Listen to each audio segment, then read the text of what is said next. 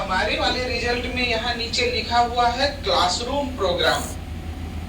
Classroom programme का मतलब समझते हैं? वो बच्चा हमारे क्लासरूम में बैठ के पढ़ा हुआ है, लेकिन वास्तव में तब तक मैंने नहीं देखा था कि एलन वाले में क्या लिखा है। ये मैं जानता था, ये मैं इतने दिन का एक्सपीरियंस था, मैं बहुत अच्छे से जानता था कि जब नेशनल ब्रांड होती है तो वो ऐसे रैंडम बिना प्रूफ के कोई चीज छाप नहीं सकती, नहीं तो दूसरा केस हो जाएगा। मैंने एग्जांपल भी लिया था कि अगर आप अपने घर में हो और प्रधानमंत्री को गाली दे दो, कोई दिक्कत नहीं है। प्रधानमंत्री गाली दे दे तो अरे वो वर्ल्ड वाइड फेमस हो जाएगा, है ना, कि वो गाली दे रहा है, क्योंकि उसकी पहुंच उस पर इतने लोगों की निगाह होती है। तो जब नेशनल ब्रांड होता है तो झूठ नहीं बोल सकता। तो फिर मैंने क्या काम किया, एलन का वो डाउनलोड किया, देखा कि क्या हुआ, वो क्या लिखा हुआ है। तो मैंने देखा उस पे डीएलपी लिखा था उसने साफ साफ, है ना। तो ओवरऑल हमने कहा 26, सर ने कहा 37, तो वो इंक्लूडिंग डीएलपी हो गया 37। टॉप 100 में अगर दूसरों की तरह मैं छापूंगा तो मैं क्या बोलूंगा, 100 में 37 आकाशियन है। तो एक बहुत बड़ी उपलब्धि है, क्योंकि एक कोचिंग तो नहीं है, ढेर सारे कोचिंग है और आप नाम भी जानते हो, मैं नाम नहीं लेना चाहूंगा, क्यों दूसरे को थोड़ा सा, ठीक है, तो वैल्यू नहीं देना चाह रहा हूं। तो आप जानते हो कि कई हैं, लेकिन उसमें लगभग 25% से ज्यादा रिजल्ट अगर मेरा है तो हमारा परफॉर्मेंस बहुत अच्छा है। उस परफॉर्मेंस में एक बात मैं बताने वाला था, और मैंने उस दिन बताया था क्या, कि वो जो है, जो टॉप सेकंड रैंक है ना, उत्तर सऊदिया का, वो कहां से रहा, इंदौर से। इंदौर से होने का मतलब मैंने ये बताया था कि कोई भी रैंक किसी जगह का मोहताज नहीं है। अगर वो इंदौर का बच्चा टॉप कर सकता है तो अगले साल कुशीनगर का भी बच्चा है कि नहीं। लेकिन मेरे लाइफ में 2 घटनाएं मुझे बहुत प्रभावित करती हैं, उन घटनाओं का जिक्र करना चाहूंगा मैं। सबसे पहली बात, एक बार पूछा गया कि ये बताओ, मान लो पहाड़ पे चढ़ना हो तो सबसे जरूरी चीज क्या होती है? आपके पास एनर्जी होना चाहिए, और कोई, हाँ बोल रहा था कुछ, जल्दी से बोल। हाँ, चढ़ना आना चाहिए, और हौसला होना चाहिए, और कुछ सेल्फ कॉन्फिडेंस होना चाहिए। लेकिन मैं बता दूं, अगर पहाड़ पे चढ़ना है तो इन सबसे ज्यादा जरूरी है कि पहाड़ भी होना चाहिए। अगर पहाड़ नहीं है तो नहीं।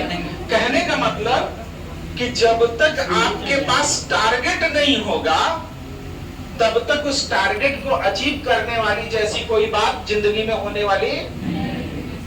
तो अभी मैंने कहा कि अगला जो है टॉपर वो कुशीनगर का हो सकता है, इसका मतलब ऐसे नहीं होता। आपको एम करना पड़ेगा कि अगले साल हम ही टॉप करेंगे, और ऐसा नहीं है कि आप एम कर लोगे तो होने वाला नहीं है। मैंने कहा मेरी जिंदगी में 2 घटनाएं हमको बहुत प्रभावित करती हैं। एक स्टोरी सुनाता हूं। एक एथलीट रही है विल्मा रेडोल्फ, किसी ने नाम सुना है? ये श्वेत अमेरिकी थी। ठीक, जब वो 5 साल की थी